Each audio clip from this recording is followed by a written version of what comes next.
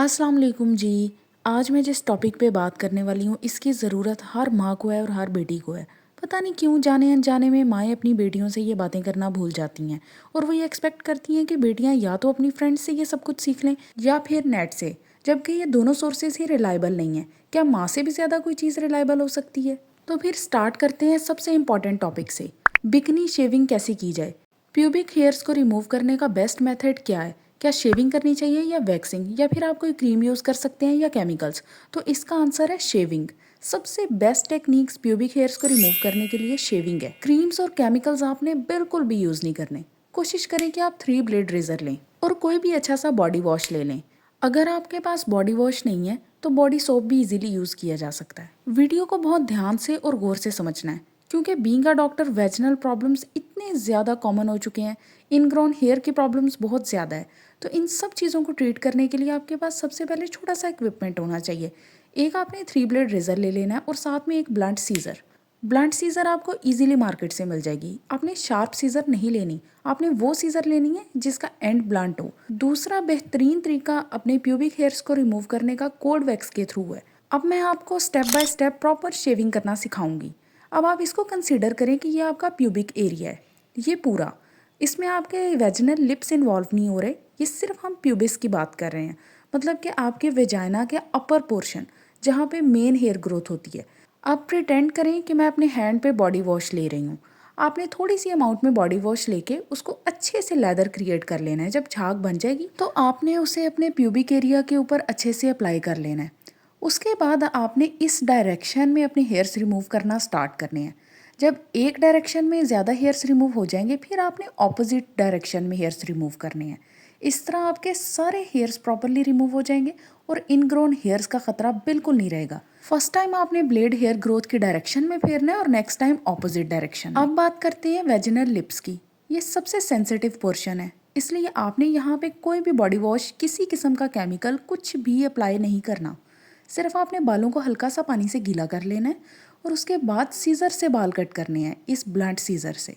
बिल्कुल ऐसे ही जैसे मैं कर रही हूँ। ऐसे प्रिटेंड करें जैसे ये वेजिनल लिप्स हैं और इसके ऊपर से आप हेयर्स रिमूव कर रहे हैं। आपने बहुत स्लोली और माइंडफुली काम करना है। आपने बिल्कुल तेज़ी नहीं दिखानी ताकि कहीं कोई कट ना लग जाए। मेजर पोर्शन कट करने के बाद आपने उसे रेज़र से नीट कर लेना है। That's it. इसके बाद आपकी बेटी के पास एक ऐसा कॉम्पैक्ट बॉक्स ज़रूर होना चाहिए जिसमें वो अपनी चीज़ें हैंडी रख सके। आप कोई भी ग्लासेस का पुराना बॉक्स यूज़ कर सकती हैं, जैसे कि मैं कर रही हूँ, क्योंकि ये जो चीज़ें हैं आपने कभी भी किसी और से बोरो नहीं करनी। इवन के घर के मेंबर्स भी अपनी हर चीज़ सेपरेट रखें। आपका रेज़र, आपकी सीज़र, आपका नेल कटर, आपका नेल फाइलर, आपकी हर चीज़ सेपरेट होनी चाहिए बाकी सबसे। इससे जर्म्स का और डिजीज़ेज़ के पास होने का ख़तरा बहुत कम हो जाता है। और उससे भी ज़्यादा ज़रूरी बात यह है कि इस तरह के बॉक्स में रहने से ये जर्म्स से बचे रहती हैं और इनके ऊपर धूल मिट्टी नहीं पड़ती, क्योंकि जब आप जर्म्स वाली चीज़ें यूज़ करते हैं ना, तो आपके इन्फेक्शन होने का ख़तरा बहुत होता है। यही सबसे बड़ी वजह है आपके वेजिनल प्रॉब्लम्स की, कि आपका shaving equipment neat and clean नहीं होता। Okay, next most important topic is blood stains को कैसे रिमूव किया जाए। पीरियड्स में बहुत कॉमन है कि बच्चियों के ब्लड स्टेन्स लग जाते हैं, अंडरवेयर पे तो खास तौर पे लग जाते हैं। अब प्रिटेंड करें कि ये आपके एक ब्लड स्टेन लगा हुआ है। बेस्ट एंड ईजीएस्ट मेथड है ब्लड स्टेन्स को रिमूव करने का, कि जैसे ही स्टेन लगे ना, उसको फौरन कोल्ड वाटर के नीचे आप उसको वॉश कर लें। आपने कुछ भी नहीं लगाना, सिर्फ उसे फौरन से पानी के नीचे धो लेना है और वो 1 सेकंड से पहले उतर जाएगा, बिल्कुल ऐसे ही जैसे मैंने ये स्टिकर अभी उतार के दिखाया है आपको। माएँ बेटियों को ये बात लाजमन सिखाएं कि जैसे ही दाग लगे उसे धो लिया जाए। ये नापाकी है, इसे आपने लगा नहीं रहने देना किसी और के धोने के लिए। अगर स्किन अंडरवेयर से दाग रिमूव करना आपके लिए बहुत ज़्यादा प्रॉब्लमेटिक हो रहा है तो आप ब्लैक अंडरवेयर्स यूज़ करें। ब्लैक ज़्यादा इसलिए नहीं रेकमेंड किया जाता क्योंकि ये कपड़ों के नीचे से दिखाई देने का एक ख़तरा होता है। लेकिन अगर आपके कपड़े डार्क कलर्स के हैं तो आप लाजमी ब्लैक कलर्स वेयर किया करें और कोशिश करें कि पीरियड्स में डार्क कलर्स ही पहने। इससे आप खुद भी कंफर्टेबल रहेंगी और दाग रिमूव करना भी बहुत ईजी होगा। दाग तो नज़र आता नहीं है, सिर्फ आपने नापाकी ख़त्म करनी होती है उसे अच्छे से वॉश करके। नेक्स्ट इज़ एक सेपरेट ऑर्गेनाइज़र सिर्फ अपने अंडर गारमेंट्स के लिए रखें।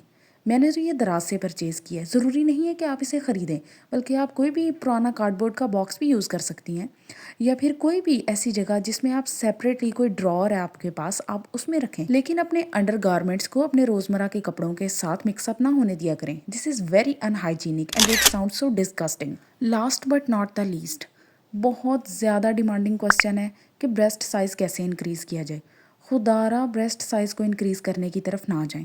मैं आप सबके साथ कमेंट्स पे कई दफ़ा ये बात करती हूँ कि कोई फ़ायदा नहीं है। आजकल इतना ज़्यादा ब्रेस्ट कैंसर कॉमन हो गया है सिर्फ इन मेडिसिन्स की वजह से। ख़ास तौर पे टीनेज गर्ल्स के लिए बहुत ज़्यादा कम्प्लेक्स में रहती हैं अपने ब्रेस्ट साइज़ को लेके।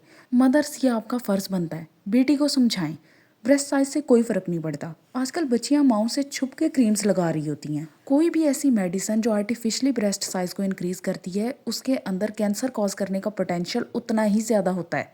आपको अपनी ज़िंदगी ज़्यादा प्यारी है या फिर एक ऐसी चीज़ जो प्रेगनेंसी के बाद ऑटोमेटिकली ठीक हो जानी है? इस बारे में सोचें। Thank you.